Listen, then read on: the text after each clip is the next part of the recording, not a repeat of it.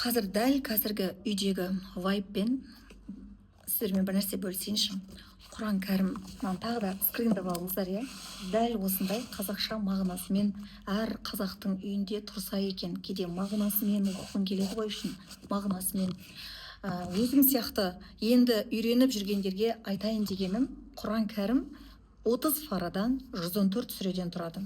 30 пара, біріншісі 30 парадан 114 сүреден тұрады. Біріншісі, сүрелердің анасы бұл Әл-Фатиха сүресі, ең соңы Ән-Нас сүресі 114-ші сүре. Мысалы, автобуста или кез келген бір цифрларды көріп қалғанда аттарын жаттап алуға болады да. Мысалы, 55-ші цифр көріп қалсаңыз, бұл Әр-Рахман сүресі екен ғой деп. 51 есін көріп қалсаңыз цифр, бұл Әз-Зарият сүресі ғой. Бірді көріп қалсаңыз, бұл Әл-Фатиха сүресі ғой деп 114 сүренің атын жаттап алсақ, әрі қарай не дейді, баратын жеріңнің бүйтіп несін бірінші картасымен жайлап. Үшінші бұл Әли Имран сүресі екен ғой. 2 Әл-Бахара, 5-ші тұрған Әл-Майда сүресі, бұл дастархан деген мағынаны білдіреді деп. Осылай атын бірінші жаттап алып, ең болмаса сөйтіп бірінші кезде біздің нәпсімізге ауыр тиюі мүмкін да. Ана Ясин сүресі бүкіл сүрелердің несі, жүрегі дейді ғой, бүкіл сүрелердің Ясин сүресінде 36-шы орналасқан. Бұл жерде 83 аят бар. Басынан бастап Ясин сүресін ең болмаса бір күнде бір рет оқуға өзімізге Алладан жәрдем сұрап, цель қойып оқуға тырыссақ, Ясин сүресі енді ең ғажап, чудо, ең шың ғой, былай айтқанда Ясин сүресін. Кейін қайта оқып жүрген кезде Алланың қалауымен өзінен өзін бір Ясин сүресі жетпей тұрғандай бір андай сезім болады. Соның Ясин сүресін Алла тағалам жеңілдігімен 80 аятты тез оқып, Ықылас сүресін оқығандай тез оқитын болып, Алла тағала бір күні Нәбә сүресін сағынып тұратын, бір күні Ар-Рахман сүресін сағынып тұратын сияқты жиі оқып жүрген сүрелеріңді өзі Алла тағалам бір рухың сағына ма, бір сағыныш болады да, сөйтіп жеңіл оқытады. Әсіресе мағынасын оқиыншы. Мен жаңа аттарын жаттап алғаннан кейін Талақ сүресінде не жазды екен, Рум сүресінде не жазды екен деген сияқты мағынасын оқиыншы деп, бұлай мағынасына үңіліп, мысалы мен қатым Құран дейді ғой, сондай жасап әлі үйренбегем да. Мысалы, мен атымен танысатын едім. Бірінші атымен танысып, Әз-Зарият сүресі ма? Әз-Зарият сүресінің қазақша мағынасын оқып аласың. Мынандай кириллицамен оқып аламын. Қазақша мағынасын оқисың. Содан кейін ұстаздардың ютубтағы Әз-Зарият сүресі туралы шашып не қылады ғой, тереңдетіп, мысалы, тәфсірлеп ашады ғой, сондайларын мұқият тыңдап. Ол жерде пайғамбарлар, мысалы, Ибрахим пайғамбар туралы айтсақ, бір қауымдар туралы айтылады ғой. Нух алейхиссалам, Муса алейхиссалам, оларды Қисса Сүләмбияны ашып асты, Қисса Сүләмбияда оқисың. Муса пайғамбар кім? Немесе пайғамбарлар тарихы деген кітап бар. Оның бәрі неге оқимыз? Сол қауымдардағы, сол пайғамбарлардан менің де бойымда жаңағыдай тау тәкаппарлық жоқ бекен, надандық, залымдығыммен күресіп, сол Алла тағаламның сүйіктілерінен ізгілігін үйренейінші, бойыма нұрынан да жұғысты болсыншы деген ниетімізді қойып, жаңағы пайғамбарлармен танысамыз. Бір пайғамбар дегенде бұл Алла тағаламның нұрлары ғой, бәрі де сүйіктілері, ең бір сүйікті пайғамбар, әрқайсысы бір үлкен, біздің мына заман тілімен айтқанда ментор сияқты, адамзатқа келтірілген бір ментор сияқты ұстаздар, былай айтқанда өмірімен, малымен, жанымен пида болған адамдардан. Сол кісілерден біз үлгі насихат алу арқылы мінез құлқымызды түзейміз. Мысалы, әрбір кітапты оқып болған кезде, нетеміз ғой, жанымыз әр кейіпкермен оқып отырып, өзімізбен бетпе-бет келемізде, әр кітапты оқып болу арқылы жаныңды тазалайсың дейді ғой негізі. Сол сияқты Құран кәрім бұл бүкіл ұлы вселеннаян айналдырып тұрған, шыр айналдырып тұрған, көк пен жерді жоқтан бар етіп жаратқан мәңгі тірі Алла тағаламыздың ұлы сөзі ғой. Бұны тау мен үлкен тауларға түсірсе де көтере алмайтын, соны біз сияқты кішкентай болсақ та денелеріміз, физикалық денелеріміз, бірақ Алла тағалам өзінің ұлы сөзін бізге оқытып отыр да, оқытып отырып бізді ойландырады, толғандырады.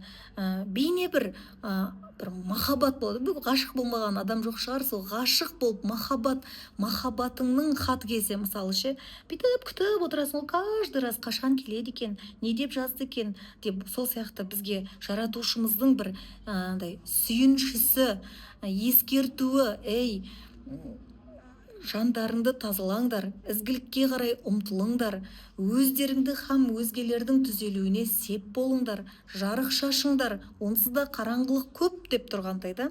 Сол мысалы мына жерде айтады, бисмиллахир-рахманир-рахим, әз-зарият сүресінде оларға Құранды дейді насихаттап үгітте, өйткені үгіт мүміндерге пайда береді дейді. Жын мен адамзатты өзіме құлшылық жасаулар үшін жараттым. Олардан біз ризық талап етпеймін, және олардың мені тамақтандыруларын да қаламаймын. Өйткені Алла тағала ризық беруші, күш, қуат иесі.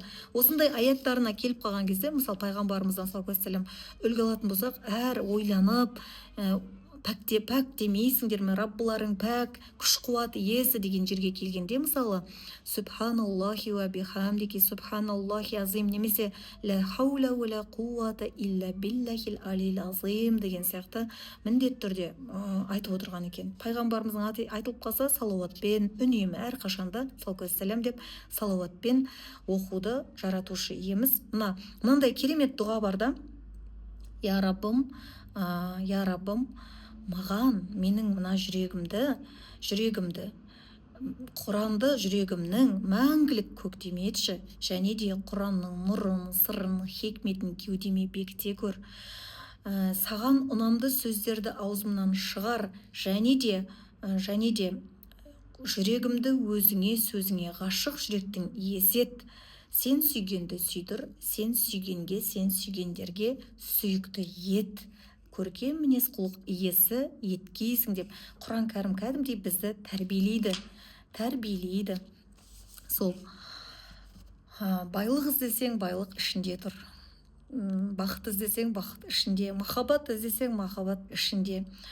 Сондай бір ғажайып тылсым мұғжиза дейді ғой. Құранның өзі мұғжиза, тірі кітапты. Сол себепті әр бауырымыздың үйінде қазақша мағынасымен Құран болып, ең болмағанда күніне бір сүре оқиыншы деп, енді Әл-Фатихадан соңына дейін, енді ондай адамдар да Раббымыздың құлдары бар шығар, басынан соңына дейін хатым етіп ол кісілерге жеңілдетіліп, табанды еңбегінің жаңағы Алланың рахымымен оқиды ғой.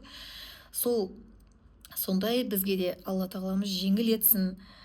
Және алдынан шығып тұр, қараңызшы, бисмиллахир-рахманир-рахим, Мұхаммед саллаллаху алейхи ва саллям дейді, пайғамбарымыз арқылы бізге айтуда, барша адамзатқа айтуда: олардың айтқандарына сабыр ет, Раббыңды күн шығар алдында және батар алдында, таң және екінті намаздарында мадақтап, ұлықтап, дәріпте.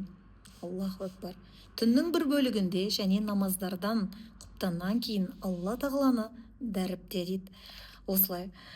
Аллаху акбар. Жаңа бүгін бір құрбыммен сөйлескен ғой. Психиатр, орыста не бар, жаңағы орыстарда білесіздер ғой, Синельников. Сол кісі менің әр дыханием Құдайдан дейді. Әр дыханиемнің өзі Алламен дейді, Құдаймен дейді. Сол сөзі қатты есімде қалды да, яғни әрбір демімізде кейде жаңағы Яссауи бабамыздың, пайғамбарымыз болсын, Яссауи бабамыз болсын, саллаллаху Яссауи бабамыз болсын, олар өздері ұйықтап жатқанымен көңілдері ояу еді дейді. Олардың ағзасы зікір ететін болған екен. Өздері көздері ұйқыда жатқанда ағзасы жаратушымызды зікір ететін болған екен да. Жаратушы иеміз баршамызды, сізбенен бізді және қияметке дейінгі келетін ұрпақтарымызды бұл дүние ақыретке қайырлы, саналы, оқ бойы озат болған, өзіне Аллаға қарай жан тәнімен бет бұрған ізгілерден еткей, малымен, жанымен пида болатын, сондай. Сол осыны бөлісейін деп едім.